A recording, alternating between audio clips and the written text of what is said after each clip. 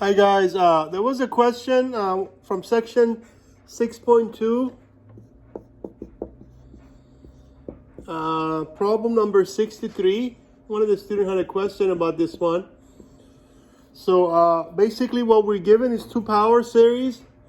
We're given f of x to be the series from n equals to 0 to infinity of x to the n over n factorial. And also we're given the function g of x, its power series representation as n equals to 0 to infinity of -1 to the n times x to the n over n factorial. Okay, so this is what we were given. So they want us to find two quantities. The first one is 1/2 times f of x plus g of x. Okay, so basically all you're doing is you're just going to replace f and g with their power series representation and then see if anything can be combined basically. So the 1/2 is still going to be there. So as you replace f of x with that, g of x with that, if you notice by the way that x to the n over n factorial is common. So if you factor that expression x to the n over n factorial from both of them, so of course from f of x you're just going to be left with 1 because there's nothing in front. And then, of course, from here, you're going to be left with -1 to the n.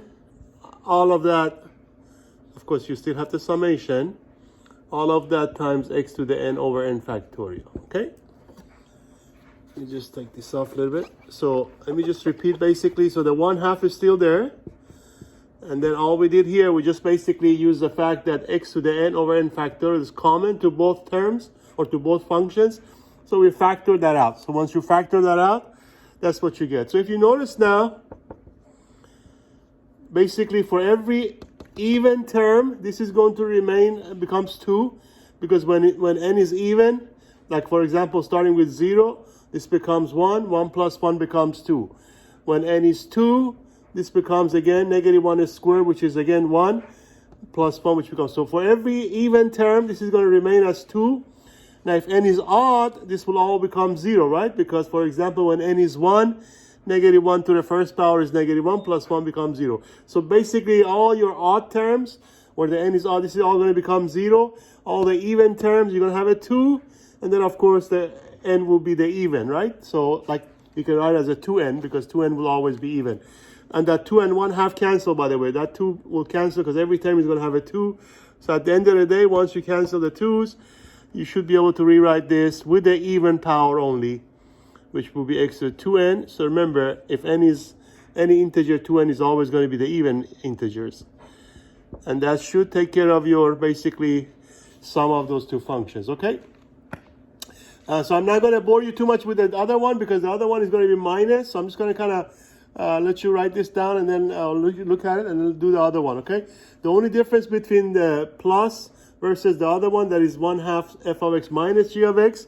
So here's what's going to happen. On that one, of course, it'll be the opposite, right? So this will be minus, which means this becomes minus, because now you again factoring that same thing, except you have a minus between the two.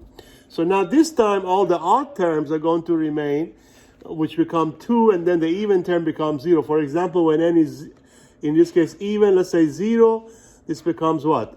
-1 to the 0 is 1, 1 minus 1 is 0. When n is 2 again, 1, 1 minus 1. So all the even terms this time are going to be eaten up. The odd terms are going to have, again, the 2, because when n is odd, for example, -1 to the first power is -1. Negative of negative become +1, 1 plus 1 is 2. So all those 2's cancel the 1/2. So in this case, instead of even 1, you're going to be left only with the odd one. So it's going to be 2n. Of course, 2n plus 1 represent odd numbers, where 2n is just the even numbers. Of course, also 2n plus 1 factorial. Okay? So it's just a matter of simple observation that how the behavior 1 minus and also 1 plus -1 to the n will be. Okay? So for the plus, all the even ones are going to remain the same. That's why it became 2n.